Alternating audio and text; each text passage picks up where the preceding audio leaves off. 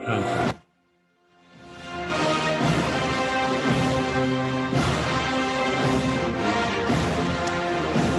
Good morning.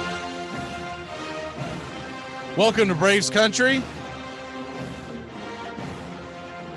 As the Braves lose a tough one last night to the Red Sox, tying the game up.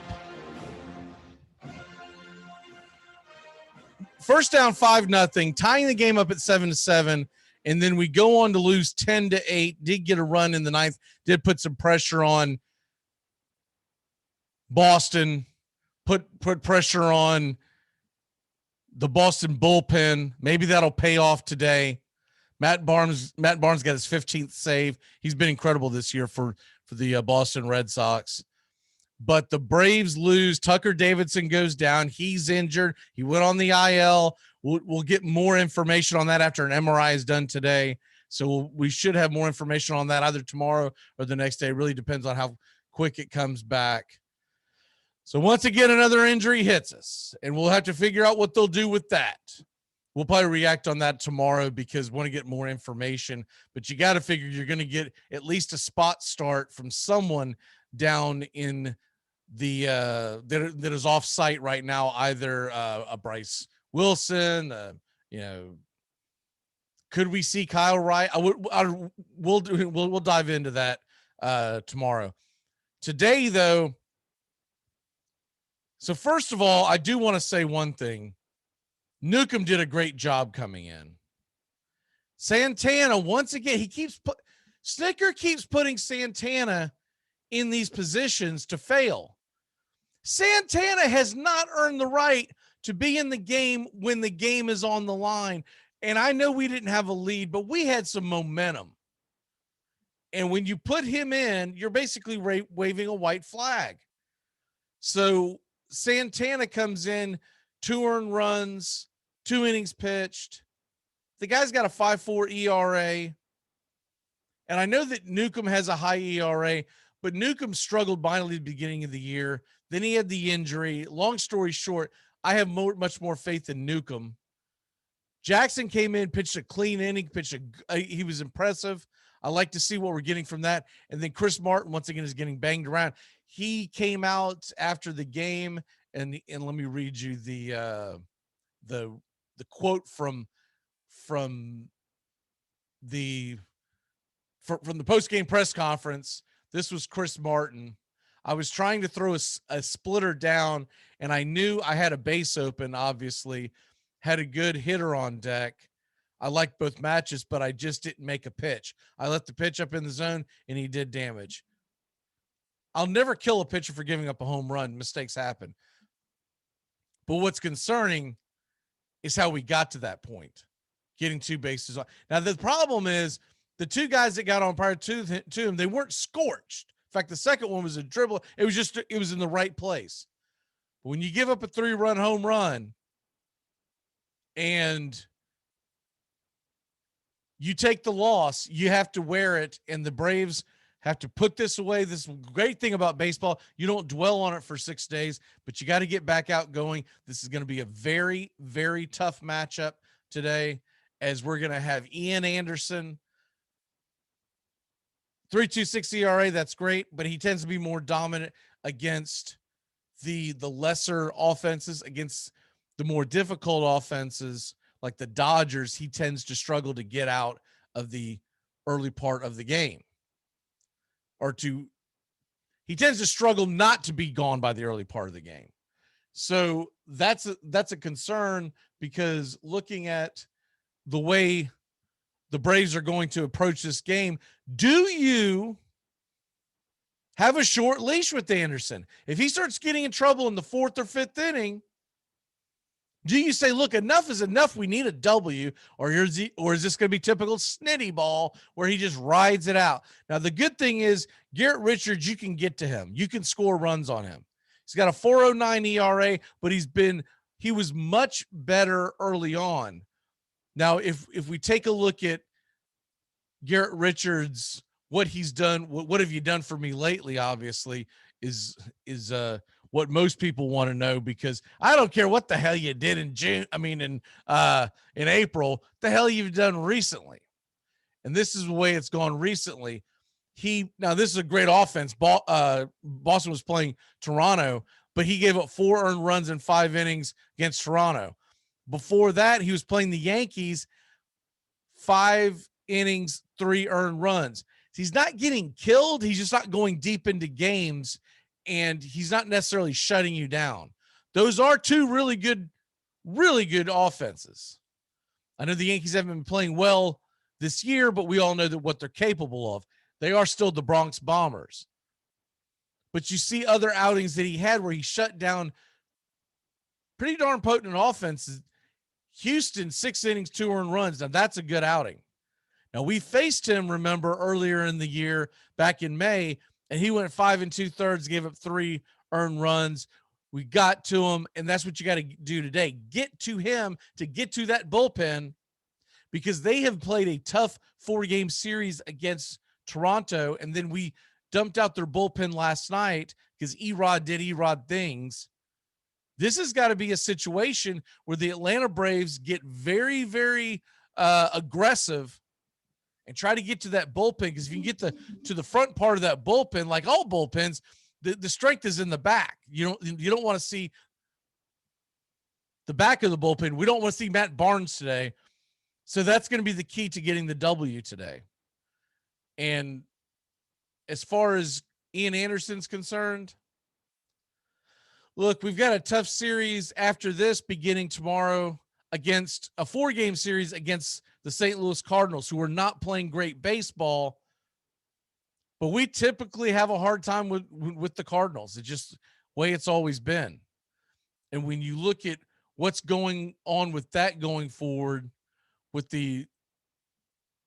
you're going to get opportunities to score runs this weekend, because they've got pitching issues, especially starting pitching issues with St. Louis. We'll dive more into that tomorrow. But as far as today, you got to get a W. The Mets won again. They got DeGrom on the mound today. At this point, we have to stop looking at the standings and start worrying about winning the games and get some momentum. I want to see a winning streak before I even think about looking at the standings anymore.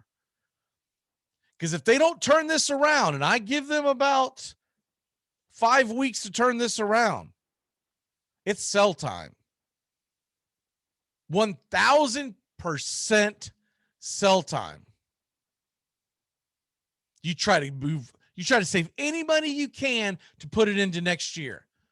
You move Charlie Morton. If someone will take him, you get rid of Drew Smiley. Those are $26 million in contracts. You're talking about getting rid of about a third of that. So what are we talking about? $8-9 million you could get rid of. And you get rid of, if someone will take Will Smith, you trade him. Because you go find another avenue next year in the market. You don't come back with Will Smith as your closer. Now that's going to be difficult, because he's been okay. He hasn't been terrible. He's been okay. But if the Braves don't start winning, you start moving all of those pieces to save as much money as you can so you can spend in the offseason, and you build your farm system a little bit as well. Maybe you get a couple of pieces so that this time next year, if you're winning, you can push those chips in to go get you over the top. That's the way the game is played. And I'm not going to be one of these where if we're 7-8 games out of first place, but we're starting to look a little good on July 25th, and we go, oh, well, we get hot. No, sell off. If the kids can win, let them win. But you don't. This team right now is not going to the World Series. And this was World Series or bust for the Braves. And that's just the way you have to look at it. I know the fan in us wants to say, I don't want to just push the chips in and quit. And we don't want to do that yet. There's still a lot of baseball to be played. But in the next 5 weeks, you figure you're going to play about 30 games.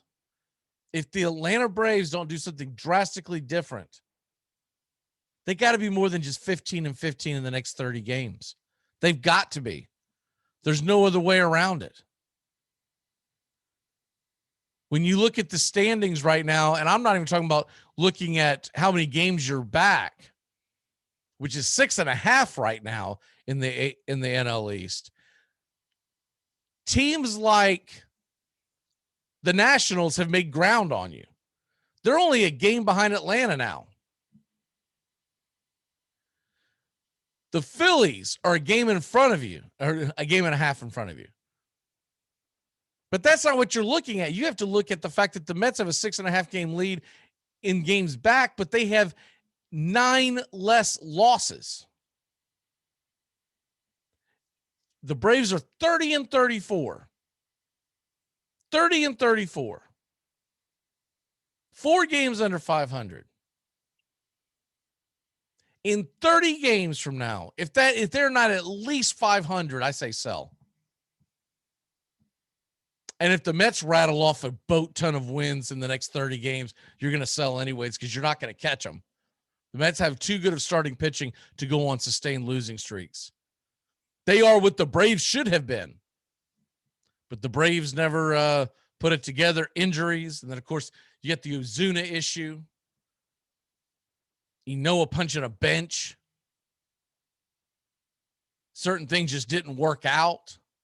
Sometimes you just have a bad year, and in baseball is a marathon. And if you trip and fall at the beginning of the marathon, you better make it up somewhere in the middle. And right now, the Braves are stopping off for like a bathroom break or whatever because they're not doing anything.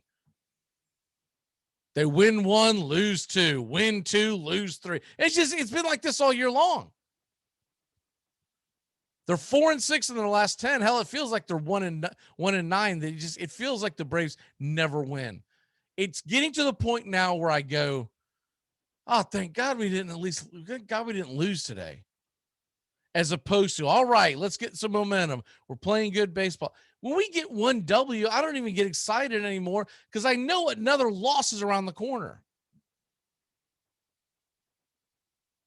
And last week was a terrible week, and it might be the week that caused the demise of the Atlanta Braves.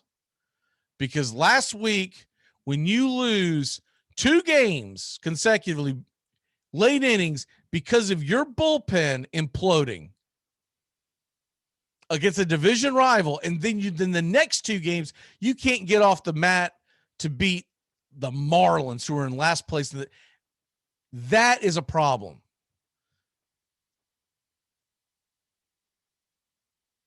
Things were looking up about 10 days ago when they had won 2 consecutive games against the Dodgers. They got the first win against Philly, and you're like, all right, let's go. And it's like the air's been left out of this team, and there's not a leader.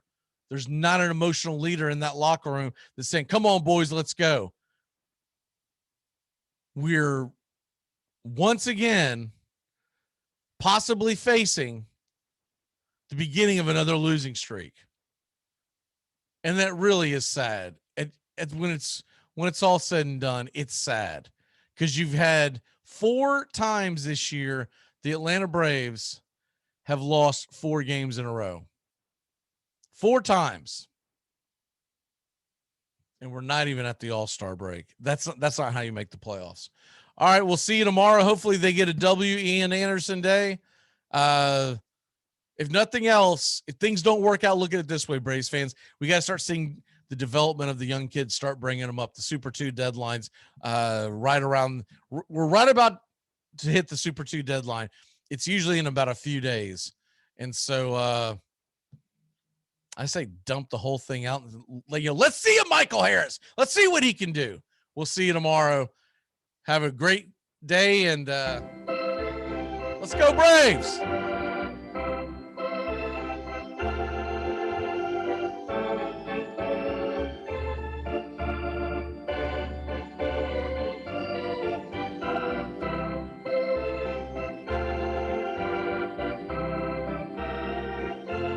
Play ball.